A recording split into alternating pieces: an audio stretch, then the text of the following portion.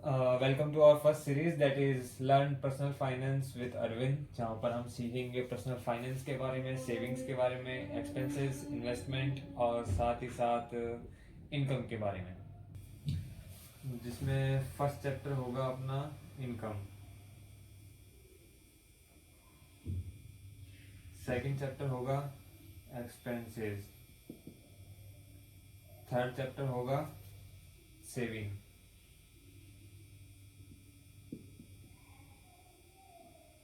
And fourth and last chapter होगा investment.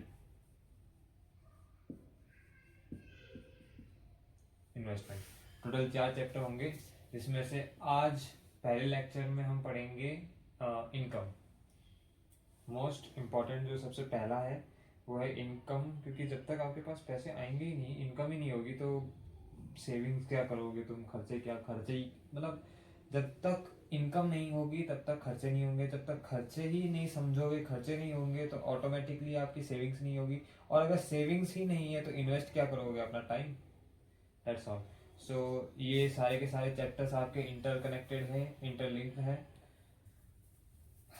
So most of the students का concern होगा कि जो इनकम है वो कहाँ से लेके आए, क्योंकि स्टूडेंट्स जो है कहीं पे जॉब नहीं करते, तो इनके लिए इनकम फ्रॉम जॉब तो आना इम्पॉसिबल है। कुछ कुछ होते हैं जो जॉब करते हैं, इंटर्नशिप करते हैं या फिर फ्रीलांसिंग करते हैं, तो उनके लिए एक बहुत अच्छी अपॉर्चुनिटी है।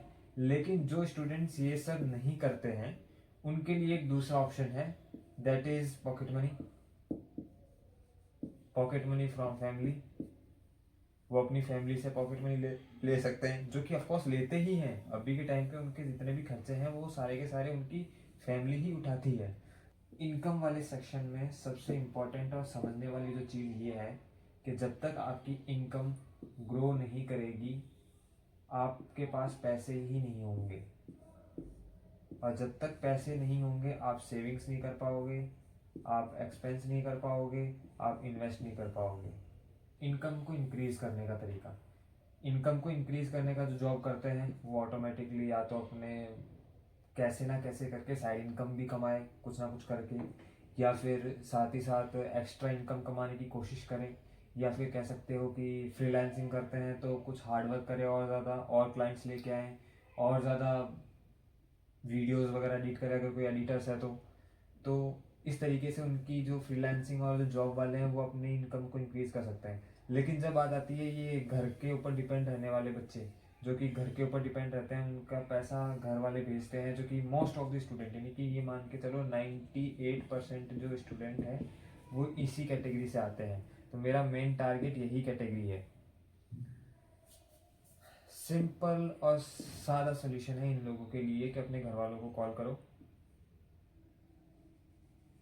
और बोलो कि मुझे मंथली 1000 से 1500 रुपये एक्स्ट्रा चाहिए।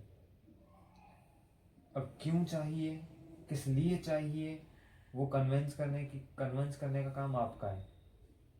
आप अपने घर वालों को कन्विंस करोगे तभी वो आपको 1000 से 1500 रुपये एक्स्ट्रा देंगे, और जब वो आपको 1000 से 1500 रुपये एक्स्ट्रा देंगे तब आपके पास होगी एक एक्स्ट्रा इनकम। मतलब ये जो पैसा आता है ना भाई, पैसा कहीं से भी आए, चाहे किसी भी तरीके से आए, पैसा आ रहा है इट मीन्स ये तुम्हारी इनकम है, चाहे वो उधारी हो, चाहे किसी से कुछ टाइम के लिए ले रखा हो, चाहे तुमने पापा से लिया, मम्मी से लिया, तुमने कमाया, तुमने कुछ बेचा, या फिर कहीं से भी करा, अगर तुम्हारे अकाउंट में पैसा आ रहा है it means it's total your income. Indian government भी या जो टैक्स पे करते हैं तो उस टाइम पे भी यही चीज़ फॉलो की जाती है कि अगर पैसा आपके अकाउंट में क्रेडिट हो रहा है it means that is your totally income. ठीक है। सो घर वालों से पैसा मांगो, 1000-1500 मांगो, क्योंकि यहाँ पे मैं आपको ये नहीं सिखाने आया हूँ कि आप पैसा कैसे कमाओगे, मैं आपको ये सिखाने आया हूँ कि आप अपने पर्सनल फाइनेंस को कैसे मैनेज करोगे। पर्सनल फाइनेंस को मैनेज करने के लिए आपके पास कम से कम पैसा होना तो चाहिए। जब तक आपके पास पैसा होगा नहीं आप वैल्यू ही नहीं कर पाओगे उसकी, समझ ही नहीं पाओगे कि उसको कैसे मैनेज करना है, कैसे समझना है, कैसे उसको इन्वेस्ट करना है, सेविंग्स क्या होती है, इमोशंस क्या होते हैं, और साथ ही साथ साइकोलॉजी क्या होती है जब आदमी के हाथ में पैसे होते हैं, और जब ज़्यादा पैसे होते हैं तब वो आदमी क्या सोचता है, जब कम पैसे होते हैं तब उस पर क्या गुजरती है। घर वालों से पैसे मांगने हैं, पहला स्टेप, जिससे क्या होगा, आपके हाथ में होंगे पैसे। जब आपके हाथ में पैसे होंगे तब आप उसको खर्चे करेंगे। क्या? एक्सपेंसेस, जो कि नेक्स्ट चैप्टर है अपना, नेक्स्ट पार्ट है। अब अपन यहाँ पे लेंगे एक सिनेरियो, ठीक है। इसमें क्या लेते हैं कि मान लो कि दक्ष नाम का लड़का है, दक्ष नाम का लड़का है जिसको मंथली मिलते हैं 10,000 रुपीज़, ठीक है। ये मिलते हैं मंथली 10,000 रुपीज़ दक्ष को, उसके खर्चे, उसके पीजी का रेंट, उसका खाना पीना, रहना, आना जाना, सारी चीज़ उसी के अंदर उसको मेहनत करनी है, मंथली 10,000 रुपीज़ में। अब अपन ये मान के चलते हैं कि 7,000 रुपये तो इसका पीजी ले जाएगा साफ सुथरा, बचता है 3,000 पर मंथ का। अब डिपेंड करता है कि कैलकुलेट कैसे करना है अपन को।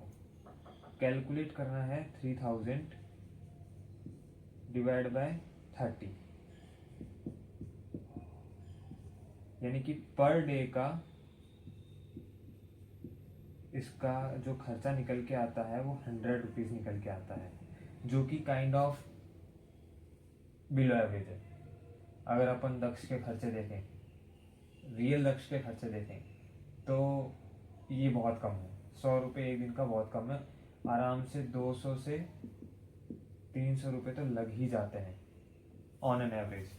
अगर आप LPU के स्टूडेंट हैं तो इतना खर्चा तो हो ही जाता है।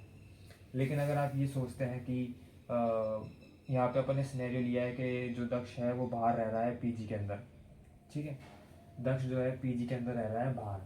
अब बाहर रह रहा है तो उसको आने जाने का भी खर्चा देखना पड़ेगा। आने जाने का खर्चा भी अगर मान के चलते हैं कि 20 रुपये एक टाइम का, 40 रुपये एक दिन का आने जाने का, अगर उसका ऑटो का किराया भी होगा तो 10 दिन का 400 और 1,200 रुपये तो सिर्फ और सिर्फ ऑटो का आने जाने का किराया हो जाएगा। उसके बाद में बचेगा कितना इसके पास? 1,800 रुपये, ठीक है। उस 1,800 में से भी क्या लगता नहीं है कि पेन, नोटबुक, बेसिक खर्चा, जो कि काइंड ऑफ उसके साबुन, ब्रश, कॉलगेट, कुरकुरे चिप्स या कुछ भी मान लो, वो 500 रुपये, बचा कितना? सिर्फ और सिर्फ 1,300 रुपये। तो इस 1,300 रुपये में से वो आदमी अपना कभी मैस में भी खाना खाएगा, कभी कुछ खरीदेगा भी, कभी कुछ बाय भी कर लेगा, कुछ अच्छा लग गया तो उसको, या फिर मान लो कि कहीं ज़रूरत पड़ गई, मोबाइल का रिचार्ज मान लो 300 रुपये का, 300 का नहीं 400 का होता है लगभग 400 का, वो हो गया। तो ये सब निकालने के बाद में मंथ में बचेगा कितना इसके पास? 400-500 रुपये, 400 से 500 रुपये। अब इस 400 से 500 रुपये में मंथ में, एक महीना 30 दिन, ये 400 से 500 रुपये कहाँ गायब हो जाते हैं? क्वेश्चन यहाँ पे ये आता है कि दक्ष जो है, दक्ष पांडे जी को पता ही नहीं है कि ये जो 400 से 500 रुपये जो बचने चाहिए थे मंथ एंड में, वो है कहाँ। क्योंकि मंथ एंड में जब वो बैलेंस चेक करता है तो उसके पास है ही नहीं वो पैसे। इनफैक्ट लोगों की उधारी है, उधारी है लोगों की, है ना। अब यहाँ पे आपको ज़रूरत पड़ती है पर्सनल फाइनेंस सीखने की।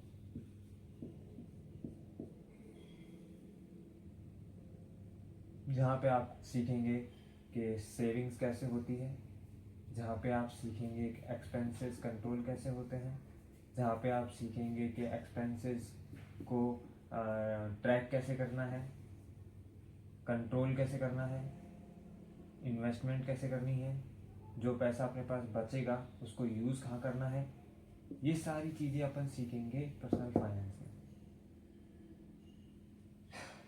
सो मेरा मेन मोटिव ये था इस पूरे क्वेश्चन को समझाने का, इस पूरे सिनेरियो को, केस को समझाने का, कि पांडे जी के पास 400 से 500 रुपये बचते हैं। 400 से 500 रुपये में क्या होता है? ये भी नहीं बचते, मैं लिख के दे सकता हूँ कि ये भी नहीं बचते।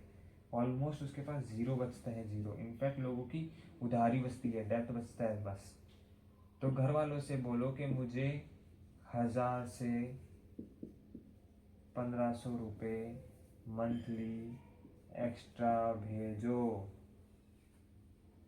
जिससे क्या होगा, तुम्हारे पास जब मंथली आपके पास 1000 से 1500 रुपये एक्स्ट्रा होंगे, तब इससे क्या होगा, आपके पास कुछ सेविंग्स होगी। सेविंग्स हो ना हो, पर सेविंग्स का मौका मिलेगा। आपके खर्चे होंगे, जब आपके एक्सपेंसेस होंगे, जब आपके खर्चे होंगे, तब आपको साइकोलॉजी समझ में आएगी कि खर्चे कैसे मैनेज करे जाते हैं, पैसे कैसे यूज़ किए जाते हैं। जब हाथ में पैसे होते हैं, जब हाथ में पैसे होते हैं, तब दिमाग कैसे काम करता है। ऑटोमेटिकली जो चीज़ महंगी है वो सस्ती कैसे लगने लगती है। ऑटोमेटिकली जो चीज़ ज़रूरत की नहीं है हम उसे कैसे खरीदते हैं, वो साइकोलॉजी सीखेंगे। जब तक आपके पास पैसे नहीं होंगे, सेविंग्स नहीं होंगी, तब तक आप ये साइकोलॉजी नहीं सीख पाओगे। तो कम से कम एटलीस्ट आपके पास सेविंग्स होनी चाहिए। मैं गारंटी के साथ कह सकता हूँ कि जो आपका फर्स्ट मंथ होगा उसमें आपके पास, भले ही आपने इनकम 1000 से 1500 बढ़ा दिया, मंथली इनकम 1000 से 1500 बढ़ा दिया, आपके पास एंड में बचेगा 0 अंडा, नथिंग।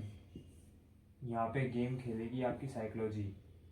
ऑटोमेटिकली जैसे ही आपकी इनकम बढ़ेगी, आपके एक्सपेंसेस भी धीरे धीरे बढ़ने लग जाएंगे।